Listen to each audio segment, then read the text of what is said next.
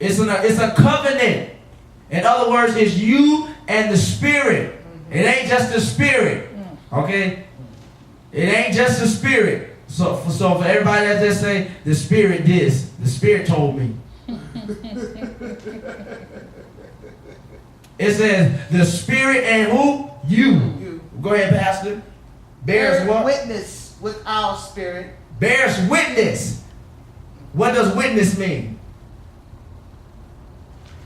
What does witness mean?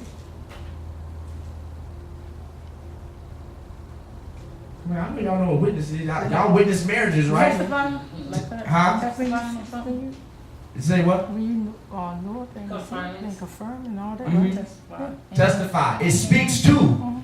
A witness speaks to. I need a witness. You was there when this happened. You know, you get in a car accident. Well, who's your witness? Right there. You know, they can speak to what happened. They can tell you also. In other words, their story lines up with my story. So in other words, the Spirit, which comes in agreement or covenant with you, it testifies. What it says, Pastor? That we are the children of God. It testifies that you are a child of God. In other words, it speaks to who you are.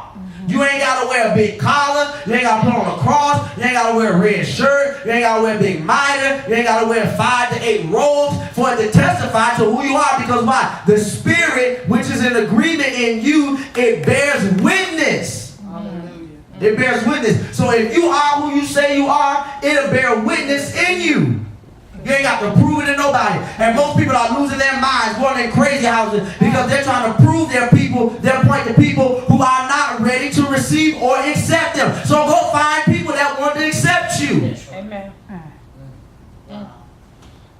Well, I like going to a Catholic church talking about I'm a prophet. You know, them people ain't thinking about me. That's right. That's right. They don't know what to do with me.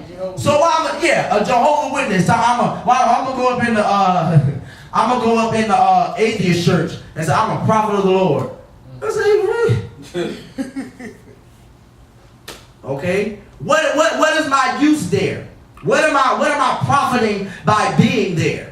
So I'm gonna go somewhere where what has been instilled in me, or the gift that God has put in me, or the office that God has confirmed in me, that I have come in agreement with, because it's not a one-sided deal. Come on, somebody. It's not a one-sided deal. It's not a one-sided agreement, but we have come in agreement that what He has instilled in me, Christ bears witness with it, and now I am what? I am a son, and I am a child of God. In other words, the benefits, the added pleasures, everything that God says that I can have that goes with what I'm doing, that I'm walking in, that I'm operating in, it is able to manifest in me. That's right. And through me. Why? Because God, which is eternal, He lives in me. So if He lives in me and He takes up residence in me, because God's in me and I come in agreement with His word, the word that is sown into my life is able to what? Break forth, yield up seed, and then I'm able to eat off of the seed and able to dwell in the land of the living. Amen.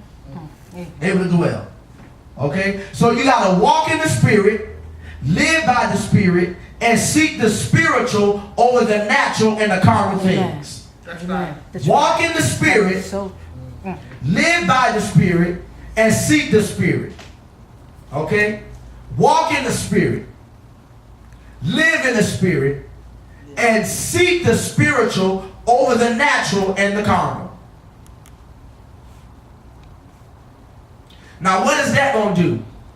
You walking in the Spirit, you living in the Spirit, and you seeking the Spirit over the natural and carnal things, it is going to greatly improve your sensitivity in hearing God's voice.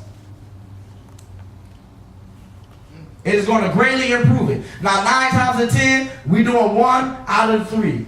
We walking in the Spirit, but we ain't living in the Spirit. Or we're not seeking the spiritual things. Or either we live in the Spirit and we don't walk in the Spirit, and we're not seeking the spiritual things. So we're doing more than the other. But as we begin to go out through this course and hear the voice of God, you're going to need to know who's speaking to you out of the 3 voices, how they're speaking to you, and what they're saying to you. So how do I know what is of God? Because second, you need to know how to what? Discern the spiritual. Am I right? That's right. Discern the spiritual. And then third of all, you have to not be over intoxicated with your own emotions and try to electrolyze everything. Thirdly. Now, fourth is you got to walk in the Spirit, live in the Spirit, and seek the Spirit. What did I say?